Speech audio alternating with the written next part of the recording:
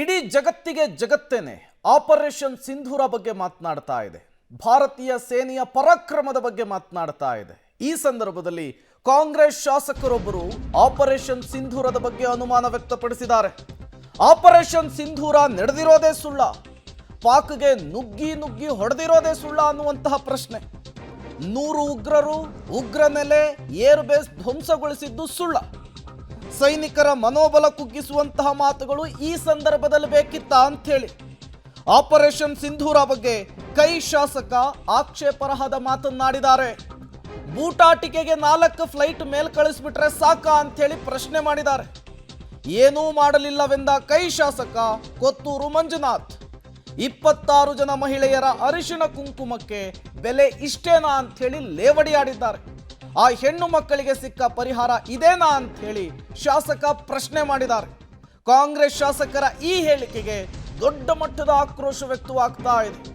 ಇಂತಹ ಸಂದರ್ಭದಲ್ಲಿ ಈ ರೀತಿಯ ಹೇಳಿಕೆಯ ಅವಶ್ಯಕತೆ ಇತ್ತಾ ಅಂತ ಹೇಳಿ ಜನರು ಪ್ರಶ್ನೆ ಮಾಡ್ತಾ ಇದ್ದಾರೆ.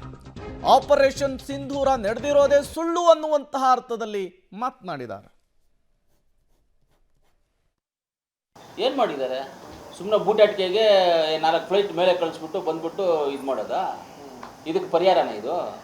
26 ಜನ ನಮ್ಮ ಭಾರತೀಯರಿಗೆ ಗಂಡಸರು ಸತ್ತಲ್ಲ, ಆ ಹೆಣ್ಮಕ್ಳಿಗೆ ಇದೇನಪ್ಪ ಪರಿಹಾರ ಕೊಡೋದು? ಆ ಹೆಣ್ಮಕ್ಳಿಗೆ ಇದೇನ ನೀವು ಸಮಾಧಾನ ಮಾಡೋದು? ಆ ಹೆಣ್ಮಕ್ಳಿಗೆ ಇದೇನ ನೀವು ಗೌರವ ಕೊಡೋದು? ಏನು ಮಾಡಿಬಿಟ್ಟಿದ್ದೀವಿ? ಅಲ್ಲಿ ಹೊಡೆದ್ಬಿಟ್ವಿ, ಇಲ್ಲಿ ಹೊಡೆದ್ಬಿಟ್ವಿ. ಯಾರು ಹೊಡೆದಿದ್ದಾರೆ ಅಂತ ಏನು ಡಿಕ್ಲರೇಷನ್, ಯಾರು ಸತ್ತಿದ್ದಾರೆ, ಏನಾಗಿದೆ, ಏನು? ನಾವು ಸಾಮಾನ್ಯ ಪ್ರಜೆಗಳ ಮೇಲೆ ಎಲ್ಲೇ ಆಗಲಿ ವಾರ ಮಾಡುವಂಥದ್ದನ್ನು ನಾವು ವಿರೋಧ ಮಾಡ್ತೇವೆ.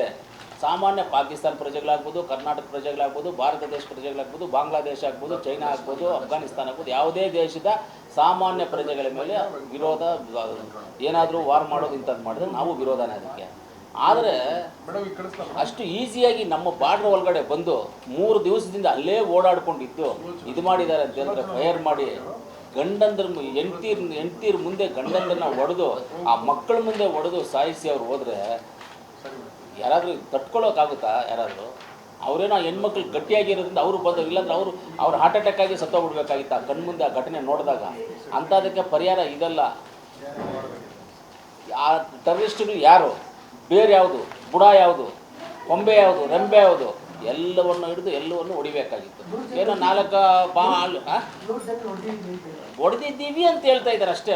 ನನಗೂ ನೋಡಿದ್ದೆ ಟಿ ವಿನಲ್ಲಿ, ನೀವು ಹೇಳಿದ್ದೆ, ನಾನು ನೋಡಿದ್ದೆ, ನನಗೇನು ಬೇರೆಯವ್ರು ಹೇಳಿದ್ದೆಲ್ಲ, ನೀವು ಹೇಳ್ತಾ ಇದ್ದಿದ್ದೆ. ನಿಮ್ಮ ಟಿ ವಿಗಳಲ್ಲೆಲ್ಲ ಬಂದಿದ್ದು ಹೊಡೆದಿದ್ದಾರಂತೆ, ಅಲ್ಲಿ ಇಷ್ಟು ಜನ ಹೋಗಿದ್ದಾರಂತೆ, ಕನ್ಫರ್ಮ್ ಆಗಿ 100 ಜನನ ಹೊಡೆದಿದ್ದಾರೆ ಅಂತ ನೀವು ಯಾರಾದರೂ ಟಿ ವಿಯವ್ರು ಹೇಳಿದ್ರಾ?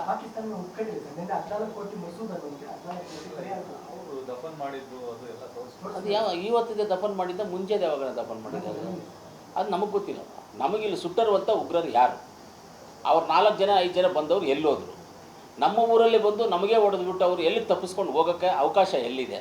ಯಾಕೆ ಬೌಂಡ್ರಿನಲ್ಲಿ ನಮ್ಮವ್ರು ಯಾರು ಇಲ್ವಾ? ನಮ್ಮದು ಸೆಕ್ಯೂರಿಟಿ ಇಲ್ವಾ? ಹಂಗಾದರೆ ಸೆಕ್ಯೂರಿಟಿ ವೈಫಲ್ಯವಾಗಿದೆಯಾ? ಇಂಟೆಲಿಜೆನ್ಸ್ ವೈಫಲ್ಯವಾಗಿದೆಯಾ? ನಮ್ಮೂರಲ್ಲಿ ಬಂದು ಹೊಡೆದ್ಬಿಟ್ಟು, ಕೋಲಾರಲ್ಲಿ ಬಂದು ಹೊಡೆದ್ಬಿಟ್ಟು ಹೋಗ್ಬೇಕಂದ್ರೆ ಕೋಲಾರ ದಾಟ್ಕೊಳ್ತಾನೆ ಹೋಗಬೇಕು, ಕೋಲಾರ ಟೌನಲ್ಲಿ ಬಂದು ಹೊಡೆದ್ಬಿಟ್ಟು ಅಂದರೆ ಕೋಲಾರ ದಾಟ್ಕೊಳ್ತಾನೆ ಹೋಗಬೇಕು. ಇವರೆಲ್ಲ ಏನು ಮಾಡ್ತಾಯಿದ್ರು ಅಷ್ಟೊತ್ತಿಗೂ? ಬಾರ್ಡ್ರ್ ಬೇರೆ, ಅದು ಬಾರ್ಡರು ಎಲ್ಲಿ ಹೋಗ್ತಾಯಿದ್ರು? ನಮ್ಮ ಮಿಲಿಟ್ರಿ ಅವ್ರು ಏನು ಮಾಡ್ತಾಯಿದ್ರು? ಇವರೇ ಏನಾದರೂ ಪ್ಲ್ಯಾನ್ ಮಾಡಿ ಅವ್ರನ್ನ ಒಳಗಡೆ ಕರೆಸಿದ್ರಾ? ಏನಕ್ಕೆ ಹಿಂಗೆ ಆಯ್ತಿದು ಅನ್ನೋದು ಚರ್ಚೆ ಆಗಬೇಕಲ್ಲ. ಯಾವ್ದು ನಿಜ ಯಾವ್ದು ಸುಳ್ಳು ಅಂತ ಗೊತ್ತಾಗಬೇಕು. ಇವಾಗ ನಮ್ಗೆ ಯಾವುದೂ ಗೊತ್ತಿಲ್ಲ. ಕಾಮನ್ ಸೆನ್ಸ್ ಇರೋರು ಮಾತನಾಡುವಂತಹ ಮಾತೇ ಅಲ್ಲ ಇದು.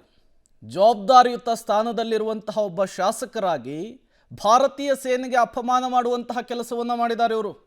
ಪಾಕಿಸ್ತಾನದ ಪ್ರಧಾನಿ ಶಹಬಾಜ್ ಶರೀಫ್ಗೂ, ಸೇನಾ ಮುಖ್ಯಸ್ಥ ಮುಷರಫ್ಗೂ, ಕೊತ್ತೂರು ಮಂಜುನಾಥ್ಗೂ ಯಾವುದೇ ರೀತಿಯ ಡಿಫರೆನ್ಸ್ ಕಾಣ್ತಾ ಇಲ್ಲ. ಹಾಗಾದರೆ ಏನೇನು ಮಾತನಾಡಿದ್ರು ಇವರು? ಕೊತ್ತೂರು ಮಂಜುನಾಥ್ ಅವರು ಆಪರೇಷನ್ ಸಿಂಧೂರಕ್ಕೆ ಅಪಮಾನ ಮಾಡುವಂತಹ ಕೆಲಸ ಮಾಡಿದ್ದಾರೆ. ಕೊತ್ತೂರು ಮಂಜುನಾಥ್ ಕಾಂಗ್ರೆಸ್ನ ಶಾಸಕರು ಬೂಟಾಟಿಕೆಗೆ 4 ಫ್ಲೈಟ್ ಕಳಿಸಿದ್ರು ಅನ್ನುವಂತಹ ಮಾತನಾಡಿದ್ದಾರೆ. ಆಪರೇಷನ್ ಸಿಂಧೂರ ಅಪಮಾನ ಮಾಡುವಂತಹ ಕೆಲಸ ಆಗಿದೆ. 26 ಮಹಿಳೆಯರ ಅರಿಶಿಣ ಕುಂಕುಮಕ್ಕೆ ಇಷ್ಟೇನಾ ಬೆಲೆ ಅಂಥೇಳಿ ಪ್ರಶ್ನೆಯನ್ನು ಮಾಡಿದ್ದಾರೆ. ಮತ್ತೊಂದು ಪ್ರಶ್ನೆಯನ್ನು ಮಾಡ್ತಾರೆ, ಅವರು ಉಗ್ರರು ಅಂಥೇಳಿ ಕನ್ಫರ್ಮ್ ಆಗಿಲ್ಲ. ಇದು ಕಾಂಗ್ರೆಸ್ ಶಾಸಕರುಗಳ ಸ್ಟೇಟ್ಮೆಂಟ್. ಇನ್ನು ಮತ್ತೊಂದು ಪ್ರಶ್ನೆಯನ್ನು ಮಾಡ್ತಾರೆ, ಉಗ್ರರೆಷ್ಟು ಅಂಥೇಳಿ ಇನ್ನೂ ಕೂಡ ಕನ್ಫರ್ಮ್ ಆಗಿಲ್ಲ, ಸತ್ತವರೆಷ್ಟು ಅಂಥೇಳಿ. ಭಾರತೀಯ ಸೇನೆಯೇ ಇವರಿಗೆ ದಾಖಲೆ ಕೊಟ್ಟರು, ಸಾಕ್ಷಿಯನ್ನು ಕೊಟ್ಟರು ಕೂಡ ಇನ್ನೂ ಸಾಕ್ಷಿ ಬೇಕಂತೆ. ಉಗ್ರರು ಸತ್ತಿದ್ದಕ್ಕೆ ಸಾಕ್ಷ್ಯ ಎಲ್ಲಿದೆ? ಈ ಹಿಂದೆ ಏರ್ ಸ್ಟ್ರೈಕ್ ಆದಾಗಲೂ ಕೂಡ ಇದೇ ಪ್ರಶ್ನೆ. ಈಗ ಮತ್ತೊಮ್ಮೆ ಕೂಡ ಅದೇ ಪ್ರಶ್ನೆ, ಭದ್ರತಾ ವೈಫಲ್ಯವಲ್ಲದೆ ಮತ್ತಿನ್ನೇನು ಅಂಥೇಳಿ ಪ್ರಶ್ನೆಯನ್ನು ಮಾಡಿದ್ದಾರೆ. ಅಮಾಯಕರನ್ನು ಕೊಂದವರು ಎಲ್ಲಿ ಹೋದ್ರು ಅಂತ ಕೂಡ ಕೊತ್ತೂರು ಮಂಜುನಾಥ್ ಕ್ವಶನ್ ಅನ್ನು ರೈಸ್ ಮಾಡಿದ್ದಾರೆ. ಅದರ ಜೊತೆಗೆ ಗಡಿಯಲ್ಲಿ ಸೇನೆ ಏನು ಮಾಡ್ತಾ ಇತ್ತು ಅಂತ ಕೇಳಿದ್ದಾರೆ. ಕದನ ವಿರಾಮ ಆಗ್ತಾ ಇದೆಯಂತಲ್ಲ, ಆ ವಿಚಾರನೂ ಕೂಡ ಪ್ರಶ್ನೆ ಮಾಡಿದ್ದಾರೆ. ಇಸ್ರೇಲನ್ನು ನೋಡಿ ಭಾರತ ಕಲಿಬೇಕು ಅಂಥೇಳಿ ಉದ್ದುದ್ದವಾಗಿ ಭಾಷಣವನ್ನು ಬಿಗಿದಿದ್ದಾರೆ. ಇದೇ ಮಾತು ಈಗ ಜನರ ಆಕ್ರೋಶಕ್ಕೂ ಕೂಡ ಕಾರಣವಾಗ್ತಾ ಇದೆ. 3 ಹೊತ್ತು ಕೂಡ ರಾಜಕೀಯ ರಾಜಕೀಯ ರಾಜಕೀಯ. ನೀವು ಅನುಮಾನ ಪಡ್ತಾ ಇರುವಂತಹದ್ದು ಪ್ರಧಾನಿ ನರೇಂದ್ರ ಮೋದಿ ಅವರ ನಡೆ ಬಗ್ಗೆ ಅಲ್ಲ, ನೀವು ಅನುಮಾನವನ್ನು ಪಡ್ತಾ ಇರುವಂತಹದ್ದು ಭಾರತೀಯ ಸೇನೆಯ ಪರಾಕ್ರಮದ ಬಗ್ಗೆ. ನೀವು ಹಿಂಗೆ ಕೇಳ್ತೀರಿ ಅಂತಾನೆ ಸಾಲು ಸಾಲು ಪ್ರೆಸ್ ಮೀಟನ್ನು ಮಾಡಿ ವಿಡಿಯೋ ಫೋಟೋಗಳ ಸಮೇತ ಏನೇನು ಮಾಡ್ತು ಭಾರತೀಯ ಸೇನೆ ಅಂಥೇಳಿ ಎಕ್ಸ್ಪ್ಲೇನ್ ಮಾಡುವಂತಹ ಕೆಲಸವನ್ನು ಮಾಡ್ತು. ಈಗ ಅದರಲ್ಲೂ ಕೂಡ ಅನುಮಾನ ಮಾಡುವಂತಹ ಪ್ರಶ್ನೆ, ಮೊಸರಲ್ಲಿ ಕಲ್ಲು ಹುಡುಕುವಂತಹ ಪ್ರಶ್ನೆ ಕಾಂಗ್ರೆಸ್ ಶಾಸಕರುಗಳ ಕಡೆಯಿಂದ ಆಗ್ತಾ ಇರುವಂಥದ್ದು. ಮತ್ತಷ್ಟು ಡೀಟೇಲ್ಸ್ ಕೊಡ್ತಾರೆ ರವಿ, ನೇರ ಸಂಪರ್ಕದಲ್ಲಿ ಜಾಯಿನ್ ಆಗಿದ್ದಾರೆ. ರವಿ, ನಿಜಕ್ಕೂ ಕೂಡ ಈ ಶಾಸಕರಿಗೆ ಕಾಮನ್ ಸೆನ್ಸ್ ಇದೆಯಾ ಅಂಥೇಳಿ? ಇಂಥವ್ರು ಇರ್ತಾರೆ ಅಂತಲೇ ದೇಶದೊಳಗೆ ಭಾರತೀಯ ಸೇನೆ ಸ್ಟೆಪ್ ಬೈ ಸ್ಟೆಪ್ ಪ್ರೆಸ್ ಮೀಟನ್ನು ಮಾಡಿ ಸಾಕ್ಷ್ಯ ಸಮೇತ ವಿವರಣೆ ಕೊಡುವಂತಹ ಕೆಲಸವನ್ನು ಮಾಡಿತ್ತು. ಅದರಿಂದ ಆಚೆಗೂ ಕೂಡ ಇವರು ಪ್ರಶ್ನೆಯನ್ನು ಮಾಡ್ತಾರೆ, ಸಾಕ್ಷ್ಯವನ್ನು ಕೇಳ್ತಾರೆ, ಭಾರತೀಯ ಸೇನೆಯ ಪರಾಕ್ರಮದ ಬಗ್ಗೆ, ಕಾರ್ಯಾಚರಣೆಯ ಬಗ್ಗೆ ಅನುಮಾನವನ್ನು ವ್ಯಕ್ತಪಡಿಸ್ತಾರೆ. ಅಂದರೆ ಇಂಥವ್ರಿಗೆ ಏನು ಹೇಳಬೇಕು ಅಂಥೇಳಿ ರವಿ?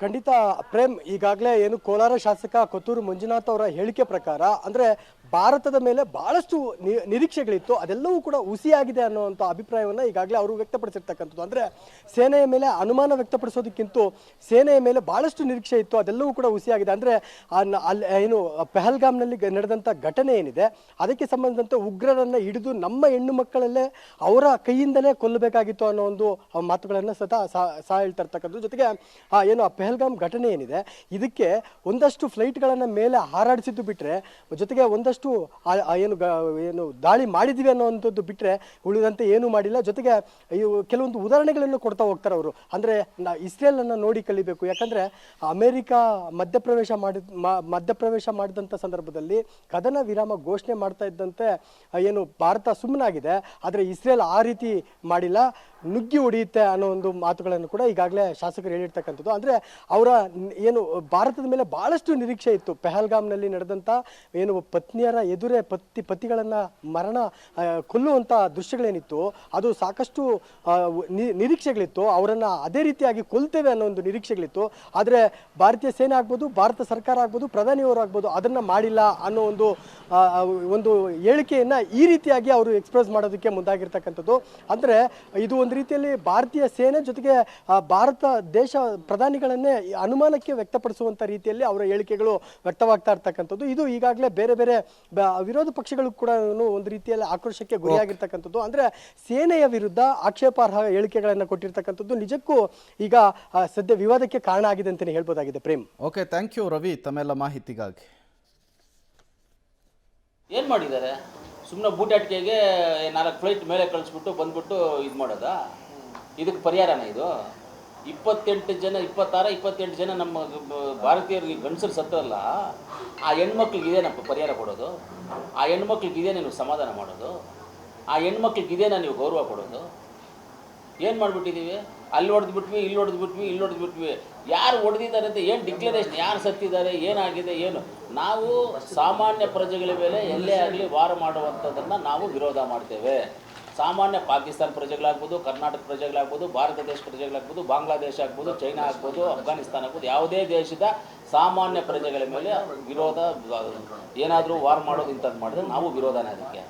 ಆದರೆ ಅಷ್ಟು ಈಸಿಯಾಗಿ ನಮ್ಮ ಬಾರ್ಡ್ರ್ ಒಳಗಡೆ ಬಂದು 3 ದಿವಸದಿಂದ ಅಲ್ಲೇ ಓಡಾಡ್ಕೊಂಡಿದ್ದು ಇದು ಮಾಡಿದ್ದಾರೆ ಅಂತ ಹೇಳಿದ್ರೆ ಫೈರ್ ಮಾಡಿ ಗಂಡಂದ್ರ ಹೆಂಡ್ತೀರ ಮುಂದೆ ಗಂಡಂದ್ರನ್ನ ಹೊಡೆದು ಆ ಮಕ್ಕಳ ಮುಂದೆ ಹೊಡೆದು ಸಾಯಿಸಿ ಅವ್ರು ಹೋದರೆ ಯಾರಾದರೂ ತಟ್ಕೊಳ್ಳೋಕ್ಕಾಗುತ್ತಾ? ಯಾರಾದರೂ ಅವರೇನೋ ಹೆಣ್ಮಕ್ಳು ಗಟ್ಟಿಯಾಗಿರೋದ್ರಿಂದ ಅವರು ಬಂದರು, ಇಲ್ಲಾಂದ್ರೆ ಅವ್ರು ಹಾರ್ಟ್ ಅಟ್ಯಾಕ್ ಆಗಿ ಸತ್ತೋಗ್ಬಿಡ್ಬೇಕಾಗಿತ್ತು ಆ ಕಣ್ಮುಂದೆ ಆ ಘಟನೆ ನೋಡಿದಾಗ. ಅಂಥದಕ್ಕೆ ಪರಿಹಾರ ಇದಲ್ಲ.